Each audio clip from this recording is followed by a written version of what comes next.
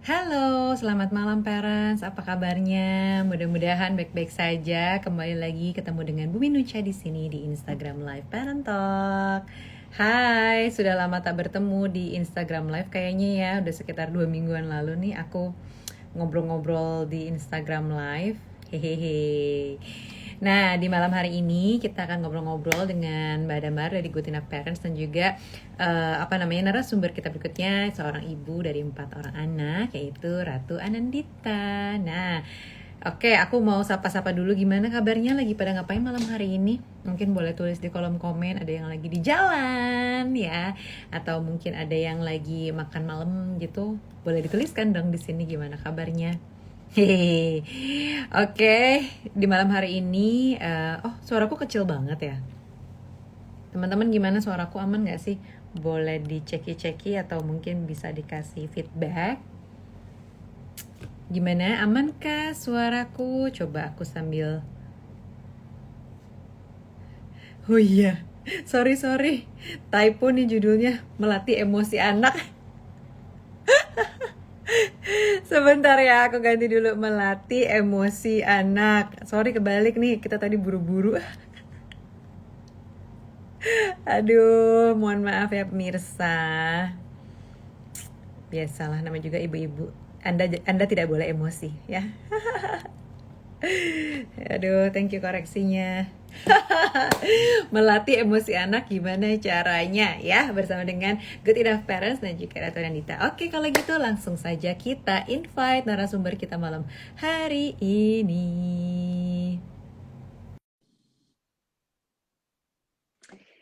Oke, apakah sudah bisa?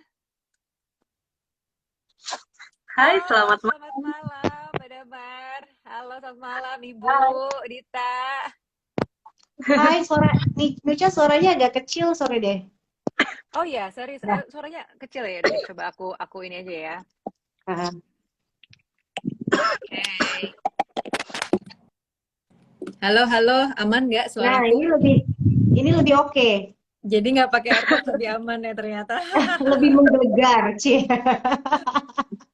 Oke, nah ini di malam hari ini kita mau ngobrolin apa, parents semuanya. Aku perkenalkan dulu di sini ya. Mungkin ada yang familiar, ada yang belum familiar. Jadi di sini ada Parent Talk dan ada Ibu Damar dari Good Enough Parents dan juga ada Ibu Dita, ibu dari 4 orang anak ya.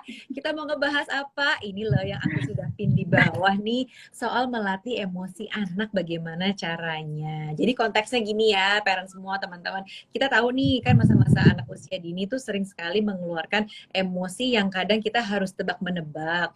Ada yang mungkin agresif, ada yang defensif, ada yang Nah, lebih ke verbal, ada yang dengan tindakan. Nah, ini kita mau ngobrol-ngobrol langsung dengan expertnya dan juga dengan Ibu Dita yang sudah berpengalaman 4 orang anak dengan emosi yang berbeda-beda tentunya. Ya, sampai mengelap keringat betul. betul. Oke, jadi kalau misalnya mau bertanya, parents boleh tinggalkan pertanyaan di kolom pertanyaan di question box ya. Jadi jangan jangan di ini nih kolom chat, karena kolom chat nanti pasti ketiban-ketiban gitu. Jadi di kolom question boxnya ya. Nah, aku mau nanya dulu nih sama Ibu Damar. Bu Damar, sedikit kita kasih tahu dulu dong konteks definisi dari emosi anak itu seperti apa sih, dan apakah setiap emosi itu bisa kita sebut sebagai sesuatu hal yang buruk kah atau gimana? Oke, ini menarik ya kalau kita ngomongin emosi tuh kayaknya ada sesuatu yang harus kita hindari gitu ya, Betul. sesuatu yang bikin pusing gitu kan.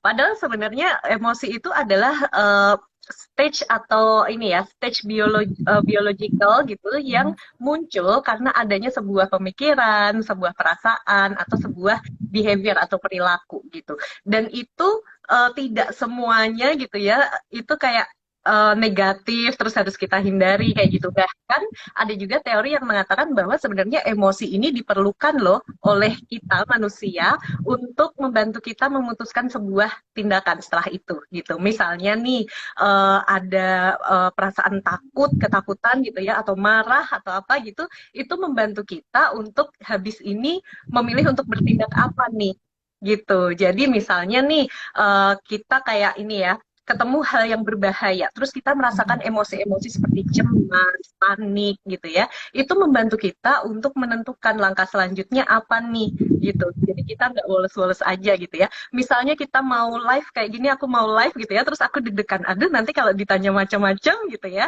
gimana dong, aku merasakan emosi-emosi gitu ya, kayak cemas gitu. Nah itu membantuku untuk aku prepare dulu nih, aku baca-baca lagi materinya biar nanti nggak salah kayak gitu. Jadi Hmm. nggak semuanya itu kayak harus kita tolak, tolak, tolak kayak gitu ya. Jadi emosi ini sebenarnya ada fungsinya juga loh gitu. Dan sebenarnya emosi ini juga lekat banget dengan kehidupan manusia. Bayangkan kita manusia tapi nggak bisa merasakan emosi ya. Dan kalau misalnya kita ngepres emosi yang menurut kita nggak nyaman gitu, kita juga jadi kehilangan kemampuan untuk merasakan emosi-emosi yang menyenangkan loh. Kayak gitu. Jadi emosi itu bukan untuk ditolak-tolak, tapi sebenarnya untuk dikelola gitu, Bumin. Nah, ini kan emosi bisa positif, bisa negatif. Nah, kita taunya tuh mana sih yang kita, apakah semuanya perlu kita kelola atau gimana nih, Bu Damar? Apa pembagiannya gimana sih, emosi yang positif kayak apa, emosi yang negatif tuh kayak apa?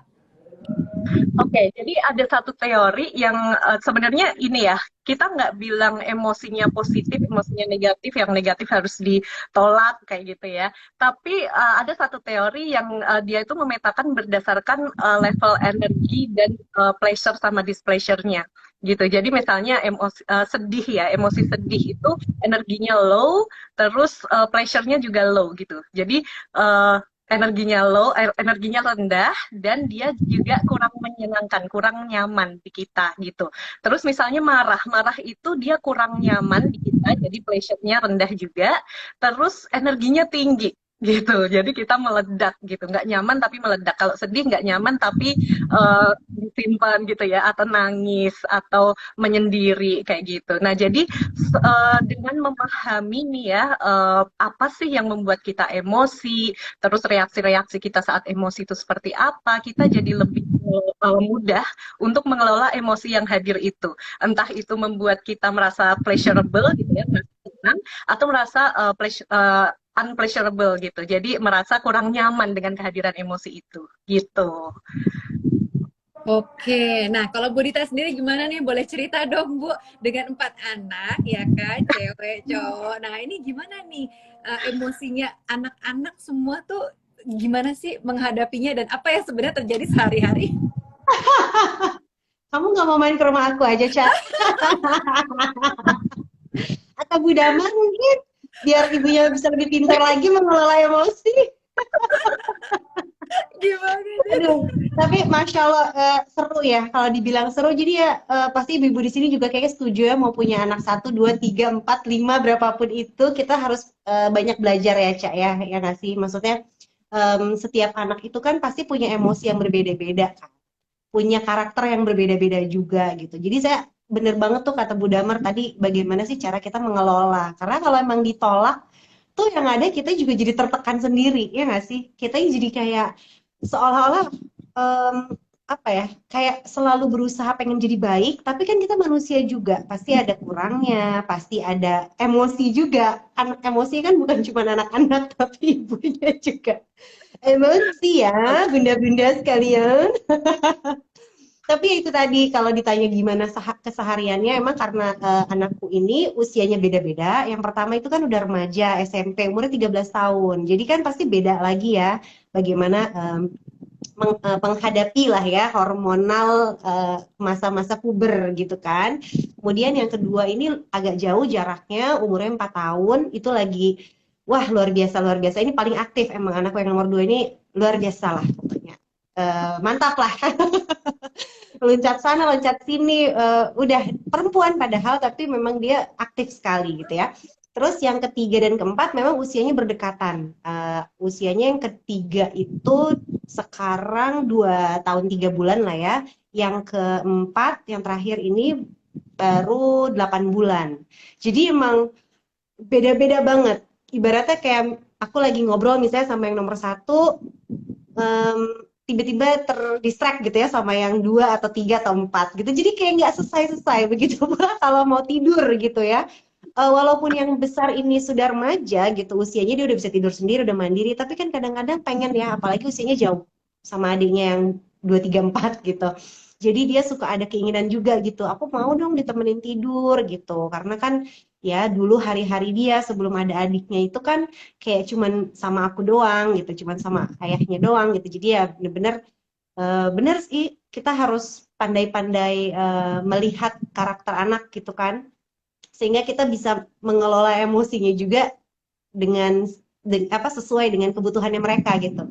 Makanya butuh banyak belajar sih, Cak. Beneran deh, kalau banyak banget belajarnya, pokoknya aku seneng banget hari ini diundang ke sini karena butuh nih, butuh Aku ilmunya. penasaran, 4 anak, terus tuh kalau emosinya keluarnya bersamaan, entah itu emosi, ada yang nangis, ada yang marah dan lain-lain, Iya, iya, itu iya, gimana? iya.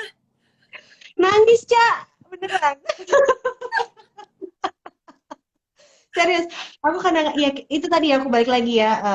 Alhamdulillah sih memang dengan ilmu yang kita punya, artinya ilmu tuh cahaya buat aku. Jadi pada saat kita belajar, memang kita tuh harus banyak praktek, ya nggak sih? Bukan yang berarti kita udah banyak belajar terus kita langsung jadi expert, langsung bisa gitu menghadapi berbagai macam masalah dengan pelajaran-pelajaran yang udah masuk ke kita gitu, udah kita dapetin gitu ya. Tapi ternyata semua butuh latihan. Apa yang kita pelajari itu kan latihannya pada saat kita menemukan masalahnya, ya kan? Kayaknya teorinya gampang aja tuh, Bu Damar. Oh iya benar gitu, kayaknya setuju banget gitu kan. Kayaknya wah bisa nih gue nih, kata Bu Damar ABCD gitu kan. Wah pokoknya apalagi aku sering juga kan baca-baca apa namanya artikel-artikel yang ditulis sama Parent Talk atau Good Enough Parents gitu. Aku seneng banget. Tapi pada saat kita menghadapi situasinya kan, iya, berhadapan lagi sama emosi kita saat itu gitu. Tapi yang benar-benar kalau artinya gini, semua ilmu yang udah kita dapetin semaksimal mungkin kita terapkan. Misalnya salah satunya yang aku tahu karena aku muslim gitu ya, istighfar itu bisa membuat hati kita lebih tenang. Jadi aku kalau udah mau marah gitu, karena kita kan juga kesel ya menghadapi kepusingan itu gitu. Mungkin aku istighfar dulu atau aku malah berlindung, minta perlindungan sama Allah gitu. Auzubillahiminasyaitonirrajim, karena marah itu asal dari setan. Gitu. Maksudnya kita tuh tergoda oleh setan gitu kan untuk marah, untuk pengen marah balik biasanya, ya nggak sih? Kalau dalam kondisi yang tidak sadar. Jadi aku merasa penting juga nih kita menyadari bahwa gimana caranya semaksimal mungkin kita sadar apa yang sedang kita lakukan gitu sih, Cak. Misalnya kita kayak udah kesel banget, oke gue kesel nih, gue kesel, oke nangis gitu, atau oke istighfar dulu kalau masih kuat, istighfar dulu, atau aku ta'awudz tadi gitu kayak auzubillahiminasyaitonirrajim. Mudah-mudahan gue tidak tergoda oleh bisikan setan dan gue bentak lagi anak-anak gue, ya nggak sih? Kadang kan gitu ya, kalau udah nggak sanggup, nggak kuat gitu kan. Walaupun kadang-kadang yang namanya manusia ya, kita nggak bisa memungkiri kalau lagi misalnya datang bulan atau apa gitu-gitu kan kayak pengen, aduh kenapa sih berisik banget gitu, akhirnya jadi ngomel juga gitu. Tapi ya tadi satu, ilmu itu mencerahkan dan usahakan kita sering-sering latihan dengan ilmu yang kita dapetin. Terus kalau emang udah nggak sanggup ya udah, kita manusia juga kok, kita terima aja kondisi ini memang kita pun nggak sempurna gitu kan. Jadi ya udah Betul. nangis aja, Cak. Nangis aja. Nah, kalau dari dokter nih, secara teori sebenarnya tahapan emosi anak tuh seperti apa sih? Kalau ngelihat Dita tadi kan dengan 4 anak, dari yang apa teenager sampai yang baik pun ada. Nah, ini tuh nih emosi anaknya tuh seperti apa sih gitu? Tahapannya kayak apa? Nah, mungkin di awal-awal gitu ya, usia-usia bayi sampai 1,5 tahun itu kita masih belum merasakan gitu ya ledakan-ledakan emosi di anak kita gitu, karena memang dia masih masih kebanyakan gitu ya perasaannya tuh yang dia rasakan mungkin kayak takut, jadinya nangis doang kayak gitu ya. Jadi belum ada perasaan kayak marah, kecewa kayak gitu. Perasaannya masih simpel banget gitu. Nah, mungkin di mendekati 2 tahun, ini Mbak Dita pasti udah ngalamin ya 4 kali tantrum. Semua anak gitu kan. Nah, memang di usia-usia mendekati 2 tahun, ini kenapa sih anak-anak jadi sering tantrum gitu ya? Karena mereka sudah mulai bisa merasakan perasaan-perasaan yang lebih kompleks gitu. Misalnya kecewa gitu ya. Nggak cuma takut lagi, ada sedih, marah, kecewa, bosan, dan lain-lain. Tapi itu belum diimbangi dengan kemampuan otak dia untuk mengelola emosi tersebut gitu. Jadi karena di usia 3 tahun ke bawah, otak yang tugasnya untuk meregulasi emosi itu belum berkembang dengan sempurna. Itu baru selesai di usia sekitar 24-25 tahun. Gitu. Makanya jauh ya perjalanannya. Makanya mungkin Mbak Dita juga ngelihat anakku yang remaja itu tantrum Hmm. lagi loh. Iya, aduh. Dan karena perempuan ya, Bu Damar, karena dia perempuan, jadi kan ada baper-bapernya ya dong, Iya, kebayang. Kalau perempuan betul. kan lebih fluktuatif, apalagi nih Nucha selamat 2 perempuan, ya. Pokoknya nggak kelar-kelar deh, Bu. Aduh, anakku juga perempuan nih deg-degan Oh aku. iya. Iya, kayak gitu. Jadi memang ada tahapannya gitu ya. Semakin besar, semakin dia emosi yang dirasakan itu jadi lebih kompleks juga gitu. Hmm. Cuman sebenarnya perkembangan otaknya yang tadi, yang bagian otak untuk merespon emosi itu tuh udah lebih duluan ada. Jadi emosinya udah berasa duluan, tapi yang buat mengelola itu masih dalam tahap pengembangan gitu. Makanya Hmm. jadilah dia tantrum, meledak-ledak, atau marahnya itu lebih impulsif ya. Jadi kayak mukul, teriak, tendang-tendang, guling-guling, atau kalau remaja mungkin jadinya banting pintu kayak gitu ya, pengen kabur dari rumah kayak gitu.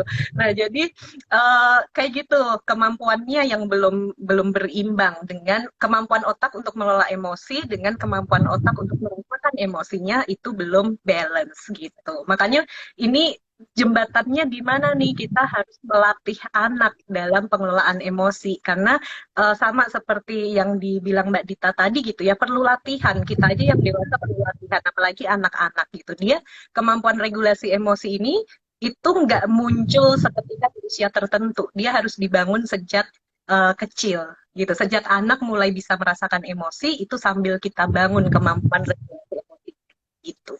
Oh gitu. Jadi memang kemampuan mengelola itu aku pikir secara usia tuh ada kemampuan yang muncul gitu. Misalnya di usia berapa ya? Mungkin usia 5 tahun gitu ya, udah kemampuan menangani itu udah lebih baik gitu. Tapi itu justru tergantung dari kita ya yang menjembatani itu gitu ya.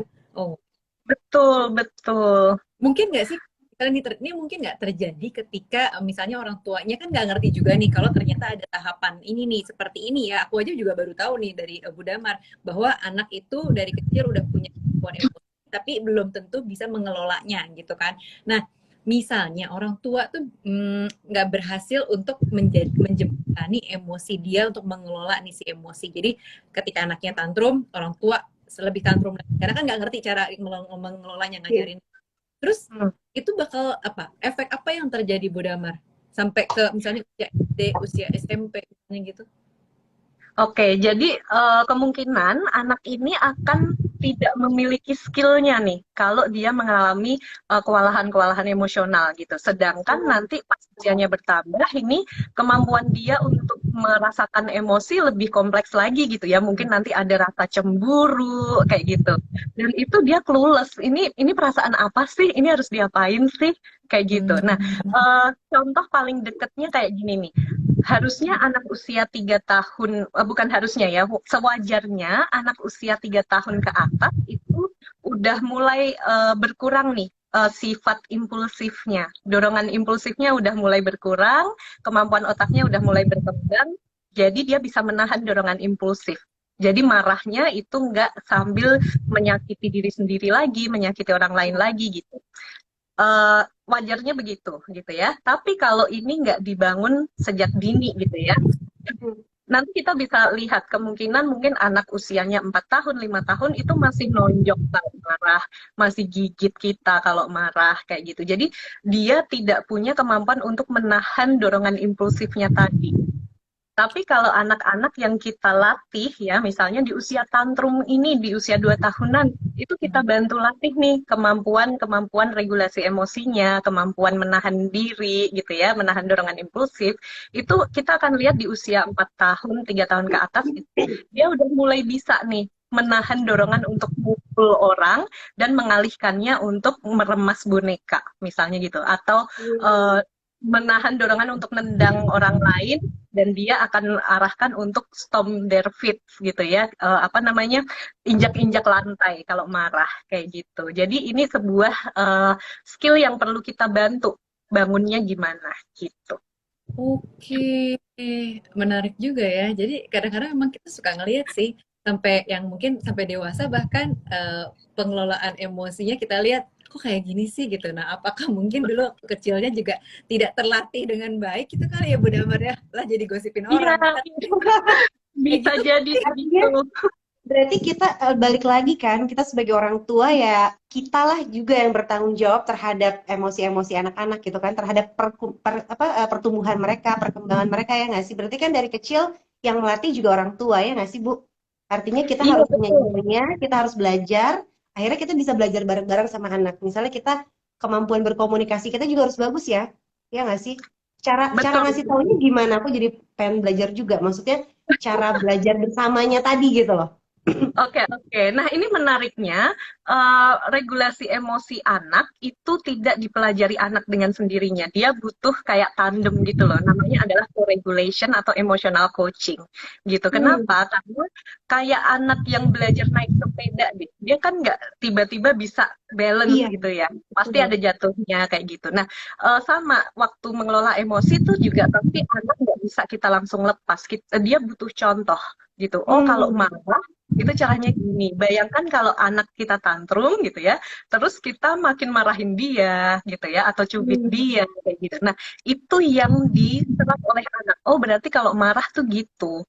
Gitu. Nah, ini yang makanya kita namakan adalah koregulasi atau emotional coaching. Jadi, kita tunjukkan ke anak kalau marah itu seperti apa. Cara cara mengeluarkannya gitu ya yang masih bisa diterima gitu. Misalnya kalau kayak Mbak Dita tadi istighfar kalau marah gitu ya. Ya udah Ya. kalau anak tantrum di hadapan kita bilang kakak mau istighfar sama ibu gitu ya. Astagfirullah dan lain-lain kayak gitu. Itu dicontohkan di hadapan anak gitu.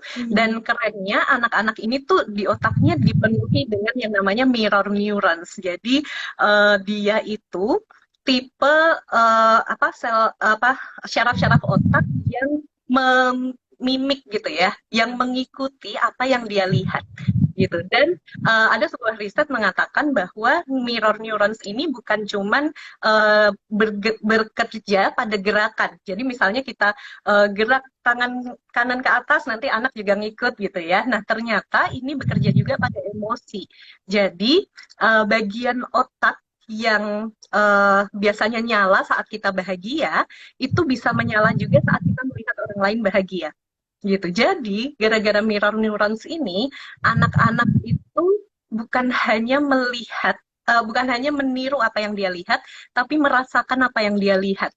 Jadi, kalau misalnya dia tantrum, orang tuanya ikut marah gitu ya, dia akan makin ngerasa nih gitu marahnya itu tadi. Tapi kalau dia tantrum terus orang tuanya berusaha untuk tenang, calm gitu ya, dia akan lebih mudah merasakan ketenangan di sekitarnya. Gitu, keren ya. Keren banget, keren banget. Ya, wow. Ya, kita sering kali suka jadi ngerasa, aduh anak gue cengeng banget nih, anak gue suka marah-marah gitu. Ternyata ya balik lagi ke kitanya ya. Seperti apa kita Betul, betul. bisa mendampingi mereka ya. Mm-mm. Tuh. Benar-benar kayak gitu. Dit mau nanya dong, kalau mendampingi anak lagi emosi, baik itu lagi marah-marah, tantrum, atau lagi sedih, itu biasanya kamu gimana? Kalau lagi mendampingi mereka. Nangis ya, tadi kan udah nangis. Nangis. Sekarang kayak gimana sih gitu? Apakah beda-beda treatment tiap anak ketika si kakak nih Iya, lagi yang tadi moody lah, gitu. Kan kalau beda ya, itu iya, mendampingi. iya.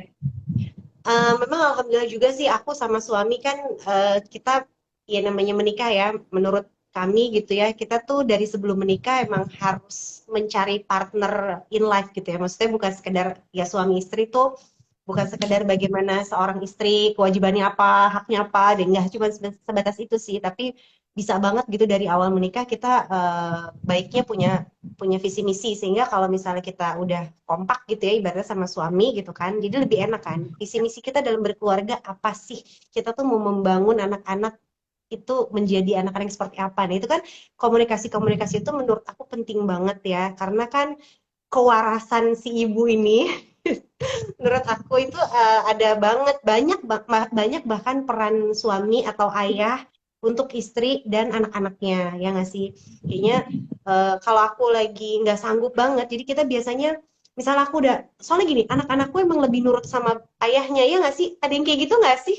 Iya, iya. Ya ini aku lagi ngerasa tuh aku dekatan salah ya selama ini. Iya kan kayaknya tuh kalau sama bapaknya mungkin ada segen ada takut tapi kerasa juga sih bapaknya sayang sama mereka jadi mereka kayak langsung nurut gitu. Bener sih, aku lagi ngerasain kayak gitu loh, Dit. Iya kan? Jadi kalau aku udah nggak bisa gitu, maksudnya dengan apapun ya tadi kan kembali lagi kita harus bisa menolong diri kita sendiri dulu nih. Kita pastikan bahwa diri kita tahu apa yang harus kita lakukan pada saat mendampingi anak-anak. Kalau lagi emosinya apapun loh, kalau yang ABG itu malah kadang-kadang lagi happy banget tuh lebay gitu happynya. Iya, maksudnya Tuh. iya.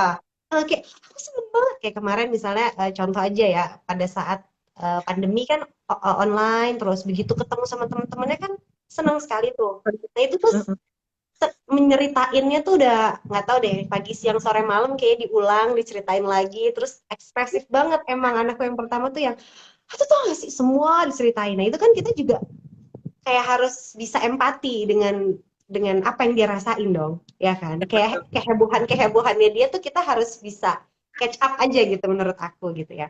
Nah itu sih sama kalau udah nggak sanggup kayak udah ribet banget semuanya nangis gitu atau semuanya minta ini itu ada yang aku kasih ke suamiku gitu misalnya kayak aduh deh kamu aja deh aku udah nggak tahu deh gitu maksudnya aku kasih ke suami gitu biar biar suamiku yang megang yang ngomong yang mengatasi itu itu sih biasanya kalau udah misalnya berbagi peran dengan suami sih seperti itu gitu atau tidur ya misalnya malam-malam nih tidur anak-anakku kan tidur sama aku semua gitu sama aku dan suami ya jadi kita gantian nih boboinnya kalau bayangin dong kalau semua bareng itu gimana tidurnya satu gangguin yang satu aja jadi biasanya aku pegang yang bayi dulu karena aku masih nyusuin kan Hmm. udah tidur aman terus biasanya suamiku kalau emang udah anak-anak misalnya udah malam banget emang udah waktunya tidur biasanya dia tidurin dua anak tuh bisa juga gitu masa anakku yang kedua yang ketiga dipegang suamiku gitu jadi artinya sih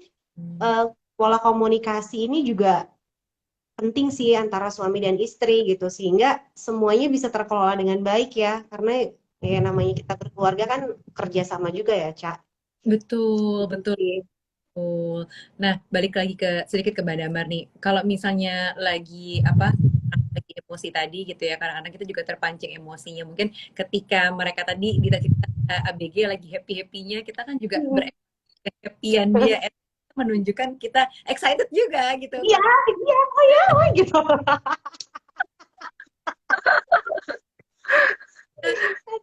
Baliknya ketika anak tantrum, jadinya kita juga emosi juga karena mungkin di hari itu kita udah lelah banget lah, udah ada Hmm. lain. Nah, sebenarnya gimana caranya kita tuh juga nggak ya apa ya terpancing emosinya gitu, Bu Damar. Apakah ada step by stepnya supaya kita bisa berhenti dan bisa netral gitu, nggak terlalu ikutan marah juga, tapi juga Hmm. di tengah-tengah. Oke, oke. Kalau tadi contohnya anak happy, kita ikut happy. Kalau anak tantrum, jangan ikutan tantrum ya. Iya. Nanti nggak selesai-selesai gitu. Tapi kesamaannya adalah kita berempati. Kalau tadi Hmm. happy, berarti kita kayak harus match energinya gitu kan ya. Iya, iya. Nah, anak tantrum juga kita juga perlu memahami. Kalau tadi happy, apa sih yang bikin dia happy banget sampai kayak gini gitu ya. Kita berusaha masuk ke dalam dunianya. Tantrum juga kayak gitu. Kita berempati, kita berusaha mendalami gitu ya. Sebenarnya apa sih yang bikin anak ini tantrum? Biasanya yang bikin kita bingung banget itu anak 3 tahunan nih. Dia itu tantrumnya gara-gara kesel sama dirinya sendiri gitu. Jadi suka kecewa sama dirinya sendiri. Jadi kayak semua yang kita saranin itu tuh kayak ditolak semua, nggak ada yang bisa Iya, fix itu gitu kan. Nah jadi coba kalau di kita mungkin kalau kita nggak bisa berempati gitu ya, kita akan ngerasa ih kok gitu aja marah sih gitu ya. Ini ada betul, betul. solusinya ini gitu. Tapi bayangin di diri anak 3 tahun gitu ya, yang cara berempati itu adalah kita coba kalau kita jadi dia itu gimana, di posisi dia itu gimana Hmm, gitu. hmm, Nah, hmm. anak 3 tahun itu kayak keinginannya tuh udah kayak pengen kayak anak-anak yang lebih gede. Aku pengen mandiri, aku punya inisiatif sendiri gitu. Tapi badanku tuh masih toddler, nggak bisa diajak gitu. Makanya kayak pengen bangun menara yang kayak kakak usia 5 tahun gitu ya. Tapi baru dua tingkat udah ambruk gitu loh. Itu kesel banget dia sama dirinya sendiri gitu. Nah, coba kita rasain gitu. Oh iya, kamu kesel ya, kamu kesel banget Hmm. karena dia menurunnya tinggi, tapi baru 2 udah roboh kayak gitu. Udah Ya, kita ya. sampai di situ aja, kita nggak usah mencoba fix their feeling gitu, tapi kita feel their feelings. Kita nggak coba memperbaiki perasaan dia, tapi kita coba untuk ikut merasakan perasaan dia. Nah di situ nanti kita langsung bisa empati nih. Nggak langsung ya, mungkin kayak perlu latihan beberapa Iya, kali iya. gitu. Tapi at least nanti kemampuan kita untuk berempati itu lebih bisa lebih terasah gitu. Kalau kita nggak ada Hmm, tujuan untuk fixing their feelings itu tadi, untuk memperbaiki apa yang dia rasakan. Karena sebenarnya semua perasaan yang muncul, semua emosi yang muncul tuh di anak valid ya gitu. Jadi kita akui perasaannya gitu. Jadi ada namanya 3A, 3A untuk tantrum. A-nya adalah acknowledge feeling. Jadi setiap kita menemukan anak kita tantrum atau kewalahan secara emosi, kita pertama harus akui perasaannya dulu, jangan ditolak hmm. gitu. Oh iya kamu merasa marah, oh iya kamu merasa sedih, kecewa gitu. Lalu A yang kedua adalah allow their feeling. Jadi bolehkan anak untuk merasakan apa yang dia rasakan gitu. Jadi nggak kita stop, nggak kita bilang malu ah udah gede masih nangis-nangis kayak gitu ya. Tapi kita Hmm. bilang oh iya nggak apa-apa kalau kamu masih merasa kesal, ibu ada di sini buat nemenin kamu gitu. Lalu A yang ketiga adalah acceptable solution. Jadi kita bantu anak untuk melihat ada opsi-opsi lain loh untuk mengungkapkan apa yang dia rasakan gitu. Misalnya daripada pas marah kamu lempar mainan kamu bisa bilang, ih aku kesel gitu. Atau Hmm. kamu bisa bilang, kayak gitu. Nah, itu lebih lebih acceptable daripada dia lempar mainan atau dia apa namanya merusak mainannya. Misalnya kayak gitu. Jadi ingat 3A tadi kalau kita mau merespon anak-anak kita yang sedang tantrum. Gitu. Oh gitu. Baiklah. Nah, ini nih sebenarnya mau nanya lagi nih, kalau untuk melatih mengelola melatih anak mengelola emosi, jadi caranya kurang lebih seperti tadi. Tapi kalau misalnya teman-teman mau belajar lebih lanjut, kira-kira bagaimana? Oke, nah ini menarik ya, Mbak Nucha, Mbak Dita. Jangan dibayangin mengajari anak mengelola emosi itu kayak yang harus serius banget kayak gitu ya. Karena Hmm. ternyata aktivitas-aktivitas yang seru itu banyak banget yang bisa membantu anak mengelola emosi. Contohnya kayak freeze dance gitu ya. Jadi Hmm. freeze dance ini Uh, kayak kita joget-joget gitu ya, terus ada satu lirik yang bilang stop gitu, kita harus stop, nggak boleh gerak gitu kan. Nah, Hmm. ini terlihat sederhana, tapi ternyata membantu anak untuk mengembangkan skill menahan dorongan impulsif, gitu. Wow, keren banget Keren ya? filmnya. Sekolah ada lagu itu. Iya. Pantesan di setiap film ada lagu itu ya. Kayak gitu. Terus kayak misalnya butterfly hugs, terus ada kayak dragon breath. Jadi kita ajarin anak teknik pernafasan tapi pakai gambar naga gitu. Jadi kayak kalau jempolnya naik gini, kita ambil nafas dulu. Terus di sini nanti ada gambar naga, kita hembuskan kayak gitu. Terus belajar mindfulness ya, tadi Mbak Dita bilang kalau marah itu butuh kesadaran loh, biar apa yang kita lakukan itu tidak dikendalikan oleh amarah kita gitu. Mindfulness buat anak-anak juga ada gitu. Nah, ini belajarnya dari mana sih? Nggak usah bingung harus ngumpulin dari sana sini. Kita udah kumpulin nih GP.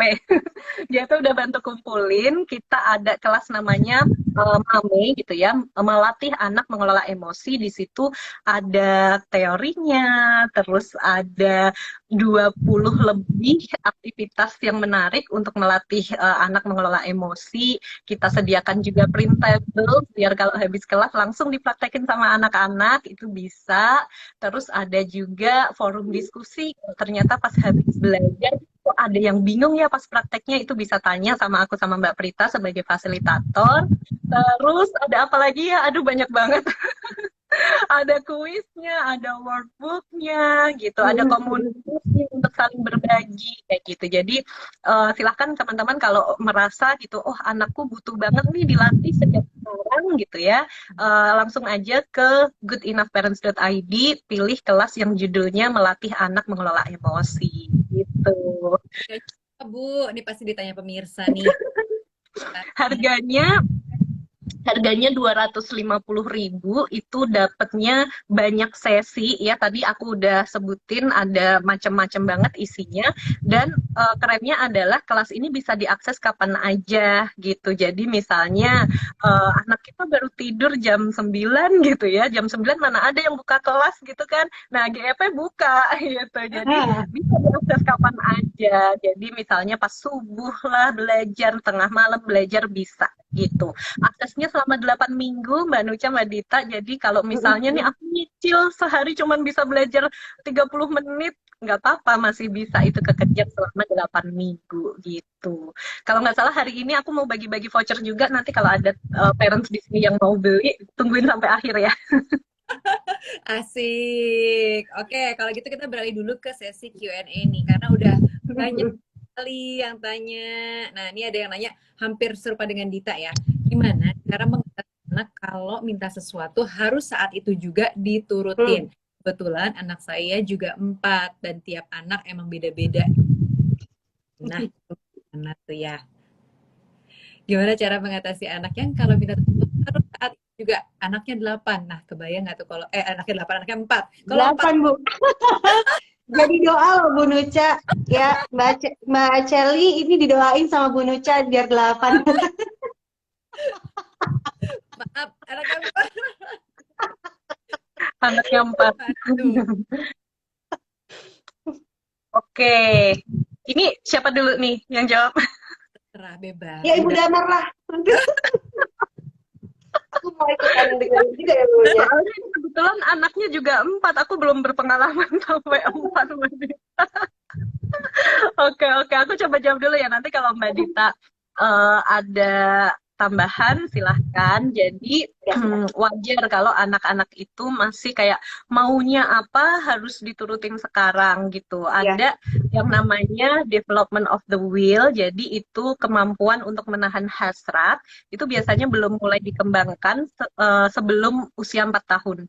Gitu. Jadi wajar banget usia 4 tahun ke bawah tuh pokoknya mau sekarang, nggak bisa ditunda. Tapi bukan berarti ini nggak bisa dilatih. Latihnya gimana? Kayak tadi ya, pakai apa namanya, freeze dance kayak gitu. Atau misalnya bisa juga pakai aktivitas kehidupan sehari-hari, di mana ada step by step untuk melakukan aktivitas tersebut. Misalnya mau masak gitu ya, masak telur. Itu kita kan nggak bisa ya langsung telurnya dilempar ke wajan. Tapi dia berusaha dulu untuk menunggu wajannya sampai agak panas gitu, minyaknya agak panas, baru telurnya dimasukin, nanti bisa mateng gitu ya. Nah, itu akan membantu anak untuk mengembangkan kemampuan menunggu tadi, menahan hasrat ya, untuk pokoknya maunya sekarang gitu, dan jadi menunggu. Dan itu dibangunnya perlahan-lahan setiap hari, ajakin aja gitu ya, setiap hari melakukan aktivitas kehidupan sehari-hari, freeze dance kayak gitu. Terus menunggu, misalnya kita lagi nyiapin makanan terus dia diminta menunggu gitu, dan menunggunya ini bertahap, misalnya 1 menit dulu, nanti 2 menit, 3 menit, bertambah terus gitu. Nah, kalau misalnya pas saat itu juga dia pokoknya mau ini gitu ya. Nah, kita sama kayak yang 3A tadi, kita acknowledge dulu perasaannya. Oh iya, Iya. kamu udah bersemangat banget ya pengen punya mainan itu ya. Mainannya bagus ya. Apa sih yang kamu suka dari mainan itu gitu. Nah, nanti anak akan fokusnya teralihkan dari yang Iya. meledak-ledak itu tadi menjadi, oh aku pengen itu karena dia bisa gini, bisa gitu gitu. Oh, pantes ya, kamu pengen banget gitu. Nah, yuk coba kita lihat harganya berapa gitu.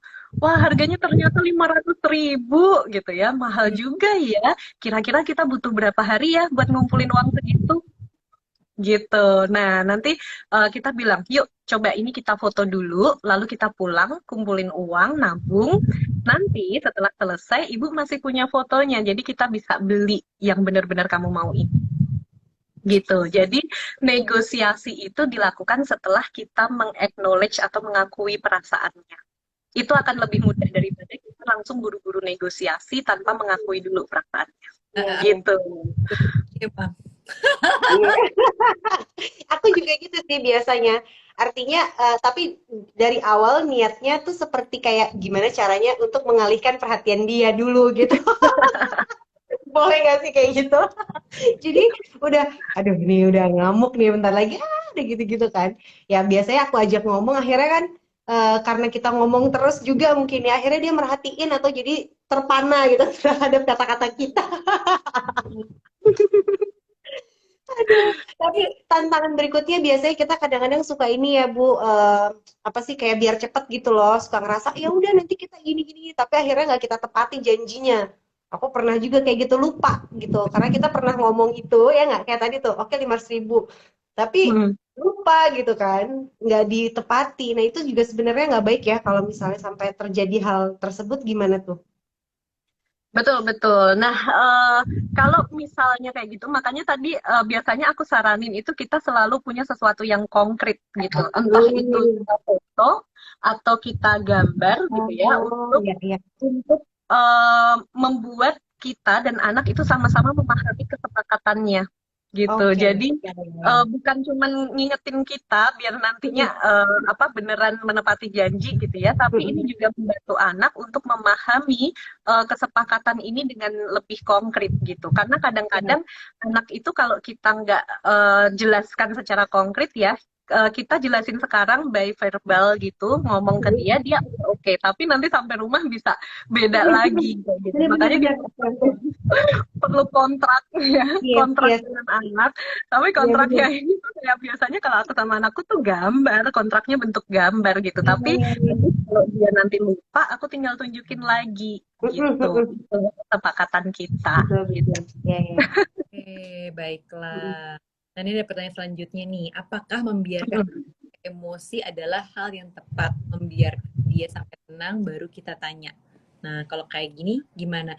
Kan karena tadi kalau kita bilang ya kita berarti kayak yang ngebiarin dia dulu kan, kasih dia waktu atau gimana sih Bu Damar sebenarnya?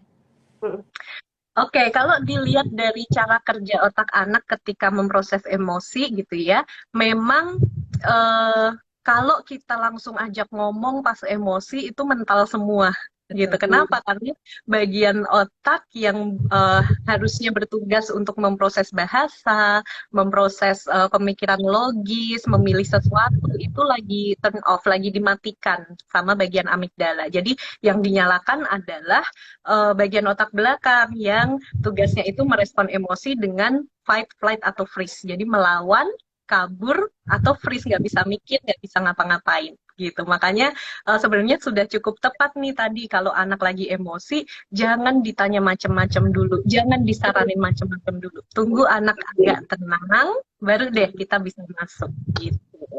Oh, gitu. Jadi ibu-ibu ngegas ya kalau anaknya emosi lagi marah atau lagi sedih gitu jangan langsung cet cet cet cet cet, karena kan Nggak bakal pengen didengar juga ya.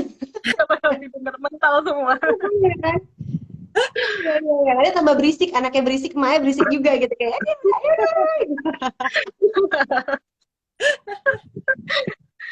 "Aduh, aduh. Tapi dia pernah ngerasain nggak atau misalnya apa yang pernah terjadi yang apa sih memori di kamu gitu ya tentang anak yang lagi emosi yang masih kamu keinget banget ada nggak sih ceritaan entah misalnya tantrum yang lagi di mall Iya, misalnya iya. ya berlebihan banget nih kayaknya, terus atau apapun yang kamu inget banget dari Yang anak-anak. inget banget aja ya. Alhamdulillah sih kalau anak-anakku tantrum di mall gitu emang enggak ya, nggak pernah, jangan sampai gitu kan.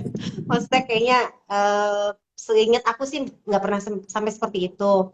Cuman yang paling aku inget banget pada saat anakku tuh masih bayi, jadi pas banget aku baru melahirkan lah ya gitu kan, masih baby, yang paling kecil, kemudian yang kedua, yang ketiga itu masih menyusui. Jadi aku bertahap juga tuh menyapihnya, karena kan deket ya, apa namanya usianya. Nah itu tuh bener-bener kayak bikin aku nangis tadi gitu ya, satu momen ini, karena tiga-tiganya mau sama aku, terus kakaknya itu kayak lagi maksudnya dia nggak mau bantuin karena ribet juga, ini semua nangis gitu, kayak semua nangis, semua maunya sama aku, jadi dia kesel juga. Jadi kayak aku udah, gue minta tolong sama siapa nih gitu kan, terus suamiku belum pulang. Jadi saat itu aku nyusuin kiri kanan karena udah nggak bisa jadi yang satu udah pokoknya yang bayi sama yang ketiga yang 2,5 tahun sekarang ini, waktu itu Hmm, kan umurnya mungkin masih belum 2 tahun ya gitu ya. pada saat kejadian gitu kan. Jadi ya udah aku nyusun kiri kanan sambil yang kedua ini juga agak merengek-rengek karena dia mau ditemenin tidur sama aku. Jadi aku pasrah aja kayak nangis sudah beneran. Nah itu tuh aku bilang aku nangis tuh saat itu karena yang pertama juga dia nggak mau, maksudnya dipegang sama yang kakaknya, nggak mau, maunya semua sama aku gitu.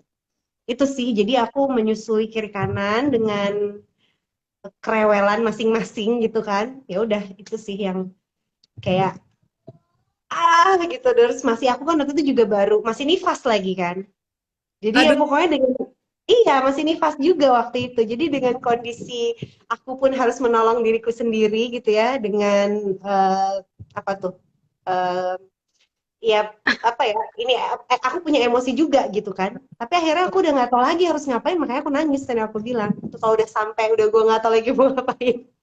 Itu sih, karena kalau yang lain-lain maksudnya seingat aku, karena sering aku kan sama suami juga kita di rumah gitu kan, ya. maksudnya kita punya bisnis dan lain-lain, jadi suamiku bukan pekerja yang artinya bukan ngantor gitu loh, bukan yang di rumah di luar rumah, jadi kita sering gitu bersama-sama anak-anak, jadinya kalau ada apa-apa yang aku ingat seringnya emang kita bersama-sama gitu, tapi momen itu sih yang kayak udah nggak tahu lagi gitu mau ngapain, akhirnya nangis. Oke, nah parents di sini juga ada pertanyaan yang masuk nih terkait dengan anak-anak yang suka melempar barang. Ini banyak Mbak Damar pertanyaan serupa ini. Gimana caranya memberitahu anak yang kalau marah tuh suka lempar barang di sekitarnya gitu. Nah kalau Oke. Mbak Damar, Oke, biasanya ini kita tergoda untuk ngasih taunya saat itu juga ya. Terus iya besoknya kejadian lagi. lempar ya. Lempar tuh kayaknya bawaannya udah ha gitu kan, kapsan gitu. Yes.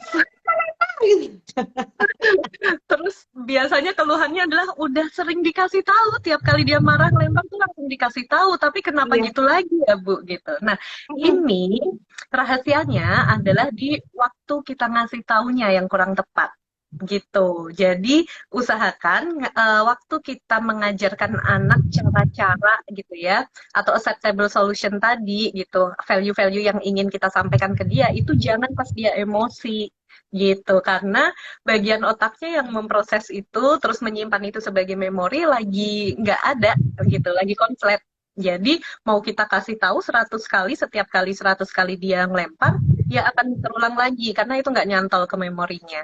Jadi kapan ngasih taunya? Ngasih taunya pas lagi happy, pas kita habis main special time gitu ya. Kita bikin role play, kita pakai boneka. Oh aku merasa aku marah banget gitu ya. Terus mainannya dilempar.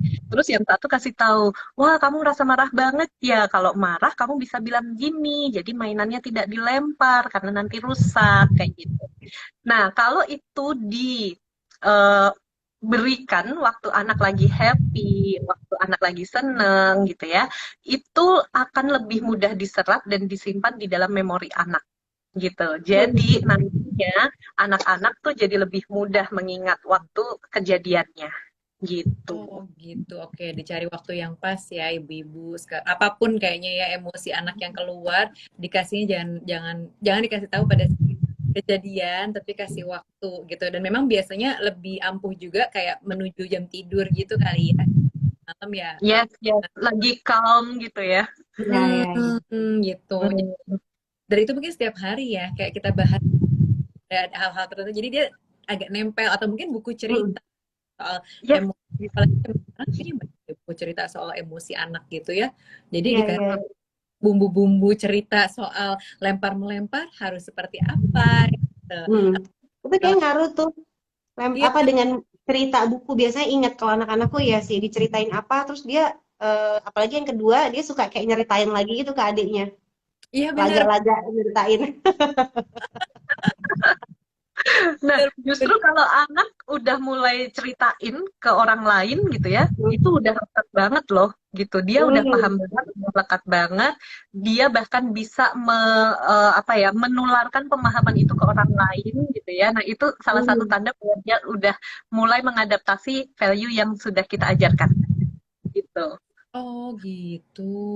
Oke, oke, oke. Baiklah. Bu Damar, ini kan kita udah, dan Dita, ini kan udah mau 1 jam kita ngobrol-ngobrol nih, Hmm. tuh anak melatih emosinya. Nah, sampai di sini mungkin kira-kira ada yang mau dikasih tahu lagi sama Mbak Damar nih terkait dengan kelas melatih anak mengelola emosi yang ada di goodenoughparents.id. Kalau misalnya parents udah pengen belajar, itu tuh dapat diskon apa nih? Diskon spesial apa nih? Oke, kita kebetulan lagi ada diskon 15%. Diskonnya pakai kode ya, nanti pas check out itu pakai kode. Kodenya adalah Mame Anindita.